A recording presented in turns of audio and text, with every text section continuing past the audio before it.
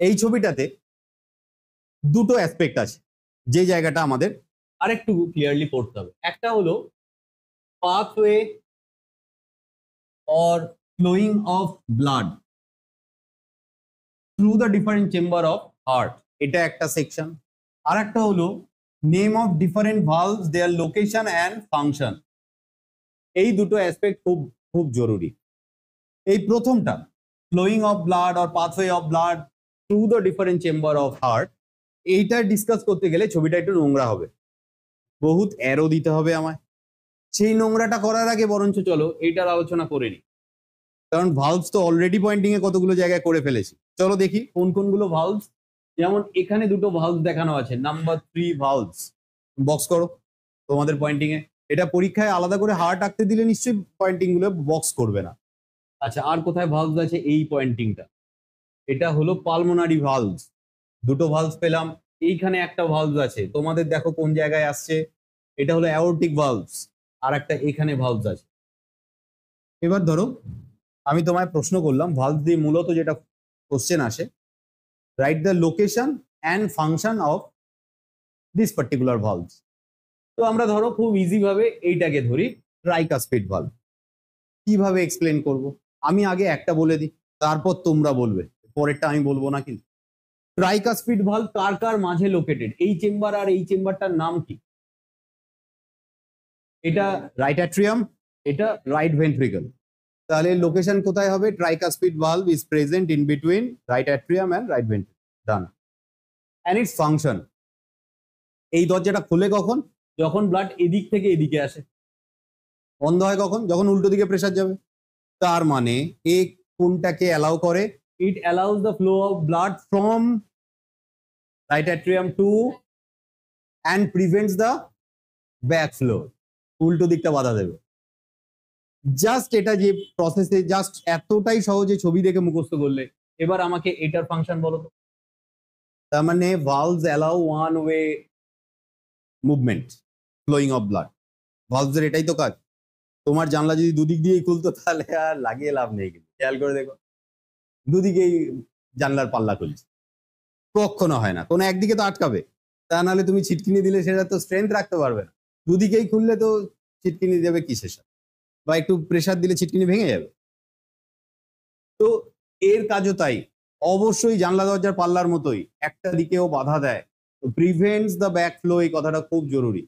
এরও কাজ একই হবে। আমরা যদি 4 নম্বরের দিকে ফোকাস করি, ওয়ান অফ দ্য সেমিলিউনার ভালভস, তো এটা কি হবে? হ্যাঁ, ওপেনিং অফ পালমোনারি আর্টারি। খুব ভালো ভাষা এটা, within the right ventricle. Okay, and what is its main function? Yes, this allow the movement of blood to this direction and prevent the backflow. অ্যারোগুলো আঁকলে বুঝে যাব। তো মোটামুটি আমরা এখানে যে 4টে অংশকে মেইনলি এখানে বক্স করেছি, সে কটার কাজ আশা করি ধরতে পারছি, বুঝতে পারছি, কোনো অসুবিধা নেই। কিন্তু এই 4টেই ভালভস নয়, আরো দুটো আছে। 1 নম্বর, এই দুটোর মধ্যে যেটা নাম্বার 5 দিয়ে লিখবে সেটা হলো Eustachian valve, and the next one Pevicius valves. Eustachian valve বোঝানো খুব সহজ। ইউস্টেশিয়ান ভালভ এই জায়গাটাতে থাকে, এই জায়গাটাতে। তার মানে কি বলবে? It is present between the junction of inferior vena cava and right atrium. It allows the flow of blood from inferior vena cava to the right atrium and prevents the backflow. এরম কোনো valve এই দরজায় নেই, কিন্তু শুধুই নিচেরটাতেই থাকে। তো Eustachian valve দেখানো কঠিন নয়, পিভেসিয়াস ভালভটা দেখানো খুব কঠিন। ইনফ্যাক্ট এটা এই ছবিতে দেখানোই যায় না। কিন্তু শুধু ভালভস অফ হার্ট বলতে গেলে এটারও তো নাম বলা উচিত। 6খানা ভালভস আছে এখানে, ছবিতে 4টে দেখা যাচ্ছে, আর দুটো স্পেশাল ভালভস বলছি, যার মধ্যে ইউস্টেশিয়ান ভালভ তোমাদের না চাইলে দেখাবে না, ছবি ক্লামজি নয়েজি হবে, দরকার নেই। কিন্তু থিবেসিয়াস ভালভ বোঝানোটা বেশ ডিফিকাল্ট। থিবেসিয়াস ভালভ বোঝাতে গেলে জানো, আমার একটা আলাদা ছবি আঁকতে হবে। দেখি এটা যেরকম ক্রস সেকশন, এবার যদি আমি এইরকম একটা স্ট্রাকচার ইমাজিন করার চেষ্টা করি, এটা হার্টের নিজস্ব ব্লাড ফ্লো এর একটা সিস্টেম আছে, তোমরা হয়তো জানো। হার্টের ভেতরে এত রক্ত থাকে, প্রতি মিনিটে প্রায় 5 লিটার ব্লাড কেও পাম্প আউট করতে পারে, অথচ এই ব্লাড থেকে এক এমএল ব্লাডও হার্ট নিজের কাজে লাগাতে পারবে না। Remember, heart is also a muscle, involuntary muscle, a specialized muscle. So for its proper functioning, they need oxygen to generate ATP.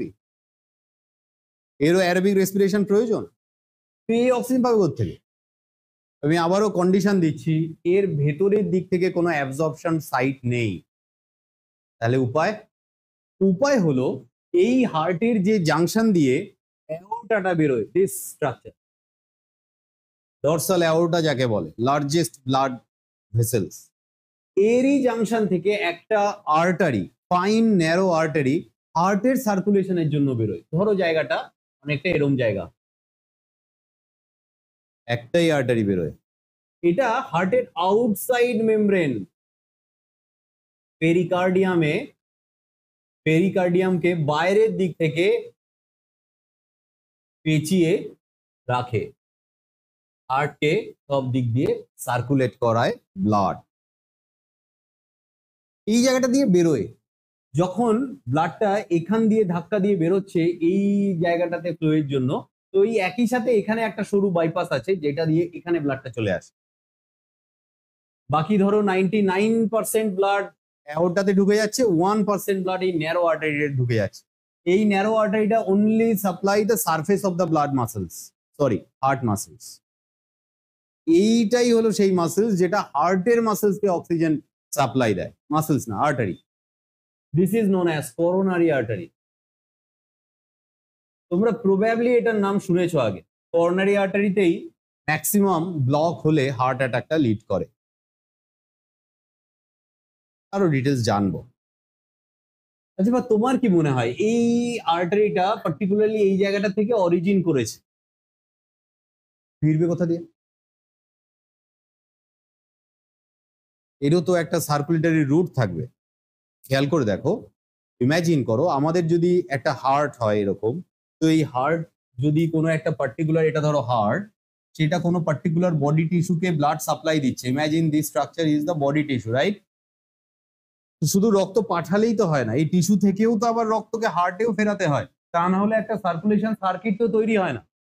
তো এরও তো এরকম সার্কিট দরকার।